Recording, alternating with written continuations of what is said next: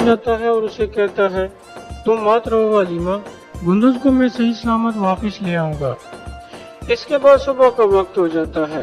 जावदार कबीले में तुर्गुत किरजा को तलाश करने के लिए रवाना होने वाला था।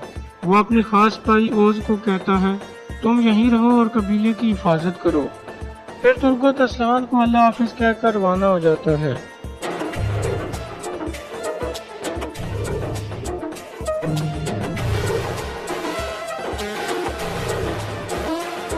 बहादुर का खास भाई उसे जाता हुआ देखकर कहता है, तो आखिर तुर्गुत चला गया और अपने साथ सिर्फ चंद सिपाही लेकर गया है। इंशाल्लाह सांजार साहब आसानी से निपट लेंगे इससे। बहादुर कहता है, तुर्गुत से निपटने के बाद असलहान और उसके सिपाहियों से निपटना और भी आसान हो जाएगा। दूसरी तरफ अरतुरुल भी अपने सिपाहियों के साथ कारा जैसर की तरफ रवाना हो गया था।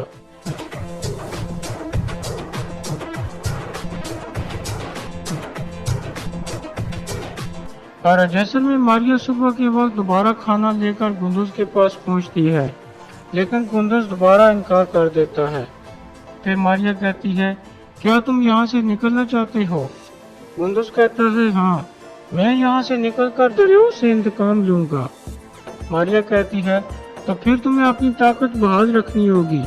तुम्हारे बाबा तुम्हें बचाने के लिए जरूर आएंगे। तुम खाना खाओ ताकि वो तुम्हें सेहतमंद देख सकें। फिर कुंदुज मान जाता है और खाना खाने लगता है। दूसरी तरफ आरिस के डॉक्टर ने उसकी आंख पर एक पर्दा लगा दिया था। फिर वो उसे दर्द की दवा देने लगता है तो आरिस सख्त गुस्से में आ जाता है और कहता है, तुर्कों की जमीनों पर मौजूदगी से ज्यादा मुझे कोई चीज तकलीफ नहीं पहुंचा सकती। बाहिर अरतुरुल अपने सिपाहियों के साथ किले में दाखिल हो जाता है। कमांडर को उस्ताद कहता है, हम आपके आने की उम्मीद नहीं कर रहे थे अरतुरुल साहब। अरतुरुल कहता है, गवर्नर आरिस को जाकर बताओ कि मैं आया हूँ। उस्ताद एक सिपाही को अंदर भेज देता है। सिपाही अंदर जाकर आरिस को बताता है कि बाहर अरतुरुल आया है। आरिस चौंक जाता है और पूछता है, कितने सिपाहियों के साथ आया है? सिपाही कहता है, चंद सिपाहियों के साथ। आरिस कहता है, ठीक है, उसे अंदर ले आओ। फिर आरिस तीतन को कहता है, हो सकता है कि वो अपने बच्चे की गुमशुदगी का जिम्मेदार मुझे ठहराए, या फिर वो मुझसे मदद मांगने आया है क्योंकि मैंने तुर्गुत को बचाया था।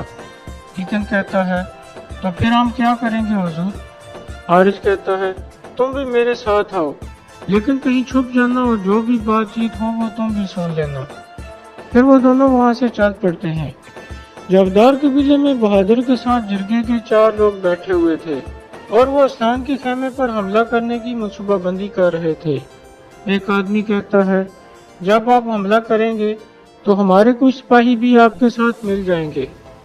यह सुनकर बहादुर खुश हो जाता है और कहता है, मैं तुर्गुत और असलहान के अलावा किसी को भी नुकसान नहीं पहुंचाना चाहता। फिर दूसरा आदमी कहता है, इस वाक़े के बाद अरतुरुल बहुत गुस्से में यहाँ आएगा, फिर हम क्या करेंगे?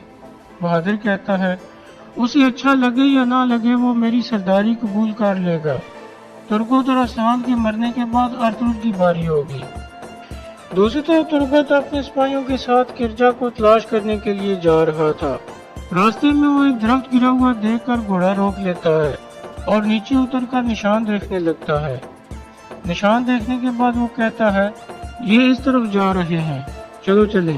फिर वो दोबारा घोड़े पर सवार हो जाता है। इस दौरान सांजार के आदमी एक तरफ छुपकर उसे देख रहे थे। तुर्गुत के जाने के बाद वो खड़े हो जाते हैं। सांजार कहता है, तुर्गुत हमारी चाल में आ गया है, वो निशानों के पीछे चल पड़ा है। जावदार वालों के अमन और इत्तेहाद के लिए तुर्गुत का मरना जरूरी है। फिर सांजार अपने सिपाहियों को 3 मुख्तलिफ ग्रुपों में बांट देता है और कहता है, आज मैं तुम्हारी जान लूंगा तुर्गुत, देखते हैं इस दफा तुम्हें कौन बचाता है। फिर वो सब वहाँ से चल पड़ते हैं। कारा जैसर में अरतुरुल अंदर आरिस के पास पहुँच जाता है। आरिस उसे खुश आमदीद कहता है। अरतुरुल पूछता है, ये तुम्हारी आंख पर क्या हुआ है? आरिस कहता है, एक बदकिस्मत हादसा हुआ है। फिर अरतुरुल को वो ख्याल आता है जब वो गुंदुज को एक कहानी सुना रहा था कि दुश्मन की सबसे कमजोर जगह पर हमला करना चाहिए। फिर अरतुरुल उसे कहता है, मुझे अफसोस है। आरिस उसे बैठने को कहता है। फिर वो दोनों आमने सामने बैठ जाते हैं। अर्तुल कहता है, मेरा बेटा गुंदुज कबीले से अगवा हो गया है। ये सुनकर आरिस हैरानगी का इजहार करता है और फिर कहता है, कौन ऐसा करने की जुर्रत कर सकता है? अर्तुल कहता है, रूम का ताजिर दरियोस। वो जख्मी हालत में हमारे कबीले में आया था। हमने उस पर रहम दिली की और वो मेरे बेटे को अगवा करके ले गया। आप रूम के ताजिरों को बहुत अच्छी तरह से जानते हो। हारिस कहता है, मैं यकीनन आपकी मदद करूंगा अर्तुल साहब। हो सकता है कि वो ताजिर आपके बेटे को एक गुलाम बनाकर बेच दे। अर्तुल कहता है, मुझे उसके मंसूबों की परवाह नहीं है गवर्नर हारिस, मैं सिर्फ अपने बेटे को बचाना चाहता हूँ। हारिस कहता है, मैं आपकी पूरी मदद करूंगा अर्तुल साहब। फिर हारिस एक सिपाही को बुलाकर कहता है, रूम के हर ताजिर से तफ्तीश करो और उन्हें कहो कि अगर उनके पास अर्तुल साहब का बेटा है तो वो फौरन वापस कर दें, वरना मैं उन सब का सार उतार दूंगा। तीतन भी एक तरफ छुपकर ये सब कुछ सुन रहा था। जवदार कबीले में तुर्गत का खास सिपाही अंदर जाकर असलान को बताता है कि अर्तुल साहब का बेटा गुंदुज अगवा हो गया है। यह सुनकर असलान बहुत परेशान हो जाती है और कहती है, फौरन जिरगे के आदमियों को बुलाओ। दूसरी तरफ तुर्गत एक जगह पहुंचकर रुक जाता है और अपने सिपाहियों से कहता है, यहाँ अपने घोड़े बांध दो। फिर वो आसपास का जायजा लेने लगता है। इतने में वो एक दरख्त गिरा हुआ देखकर चौंक जाता है और समझ जाता है कि ये किसी ने जानबूझकर ऐसा किया है। फिर वो अपने सिपाहियों को कहता है, ये एक जाल है। इतने में संजार के काफी सारे सिपाही उन्हें चारों तरफ से घेर लेते हैं।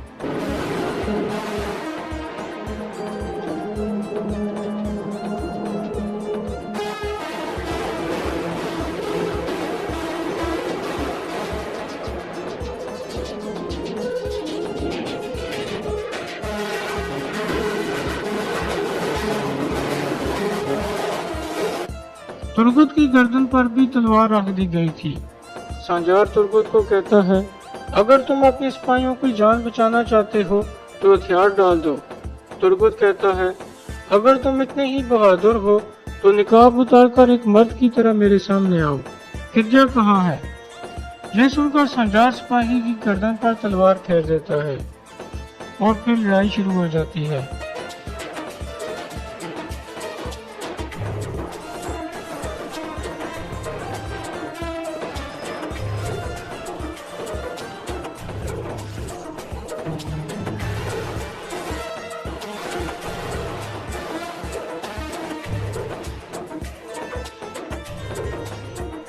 दूसरी तरफ जवदार कबीले में काया तेकन अंदर आकर बहादुर को कहता है कि हमारे सिपाही असलान के खेमे पर हमला करने के लिए तैयार है सरदार, और आपके हुक्म के इंतजार में है।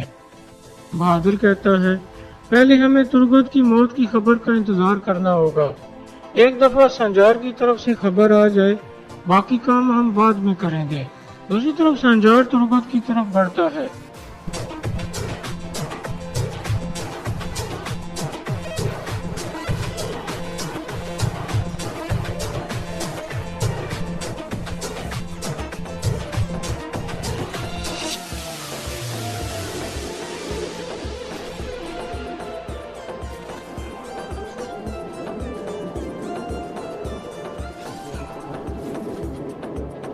इस तरह तुर्गत संजार को जख्मी कर देता है और बाकी सिपाहियों को मार देता है। संजार को दो आदमी सहारा देकर वहां से ले जाते हैं। फिर तुर्गत भी अपने एक जख्मी सिपाही को सहारा देकर वापस कबीले की तरफ चल पड़ता है। खाराजैसर में हारिस कहता है, मैं आपके बेटे को तलाश करने में जो भी मदद कर सका वो करूंगा अर्तुल साहब, लेकिन मैं चाहता हूं कि हमारा दोस्ती का रिश्ता ज्यादा मजबूत हो जाए। अर्तुल पूछता है, बताओ गवर्नर हारिस, आप क्या सोच रहे हो? हारिस कहता है, मैं चाहता हूं कि अहली बाजार में मुझे कुछ इख्तियारात मिल जाएं। इसमें हम दोनों का फायदा होगा, हम ज्यादा मुनाफा कमाएंगे। अर्तुल कहता है, आपकी बातें काफी मुनासिब हैं। मैं पहले अपने बेटे गुंदुज को तलाश कर लूं, फिर आपसे इस बारे में तफसील से बात करूंगा। हारिस कहता है, तो फिर मैं जाने से पहले सिर्फ आपको ताजिर नीको से मिलवाना चाहता हूँ, जिसे मैंने निकाया से बुलवाया है। फिर हारिस अपने सिपाही को कहता है, ताजिर नीको को भेजो। जवदार कबीले में असलान जिरगे के आदमियों को बताती है کہ کائی قبیلے کے ارطغرل صاحب کا بیٹا گندز اغوا ہو گیا ہے۔ یہ سن کر سب چونک جاتے ہیں اور پوچھتے ہیں ایسا کون کر سکتا ہے؟ اسلان کہتی ہے جس کسی نے بھی یہ کیا ہے وہ کچھ بھی کر سکتا ہے، اس لیے ہمیں اپنے قبیلے میں پوری احتیاطی تدابیر کرنی ہوگی۔ قبیلے میں گھومنے والے سپاہیوں کی تعداد دگنی کر دیں۔ جرگے کے سب لوگ رضامندی کا اظہار کرتے ہیں۔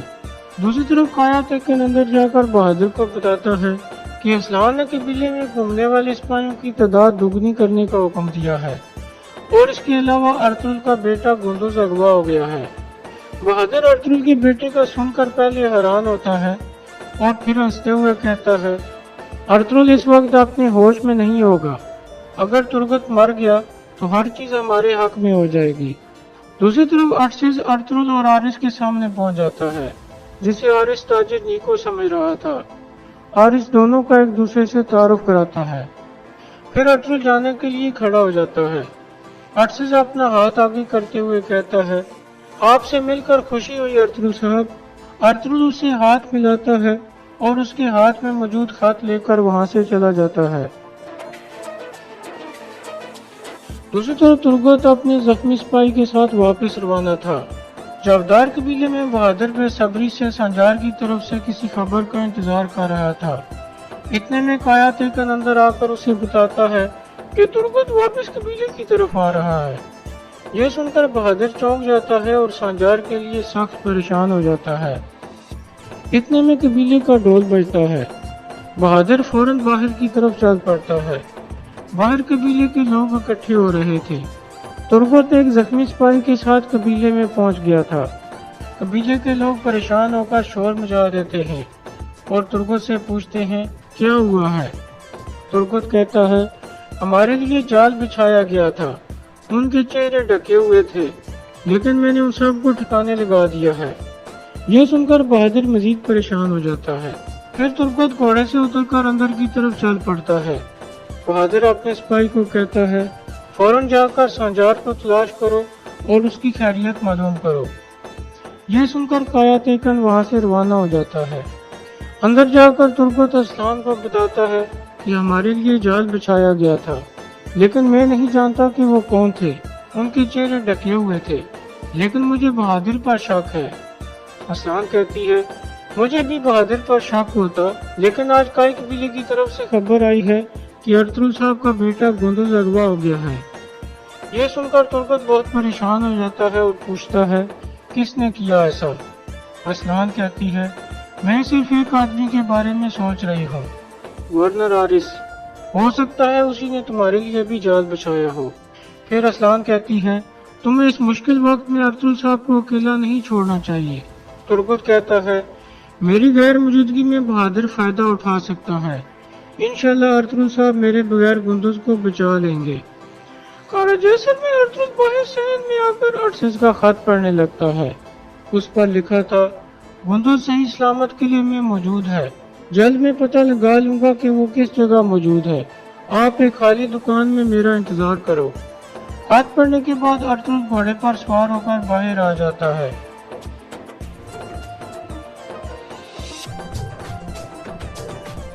اور بامسی اور گندکت کو آہستہ سے بتاتا ہے کہ گندز قلعے میں ہے اور یہ خالی دکان کہاں ہے۔ گندکت کہتا ہے میں آپ کو وہاں لے چلتا ہوں سردار۔ ارطغرل کہتا ہے ابھی نہیں، پہلے ہمیں قلعے سے باہر جانا ہوگا، پھر ہم بھیس بدل کر دوبارہ اندر آئیں گے۔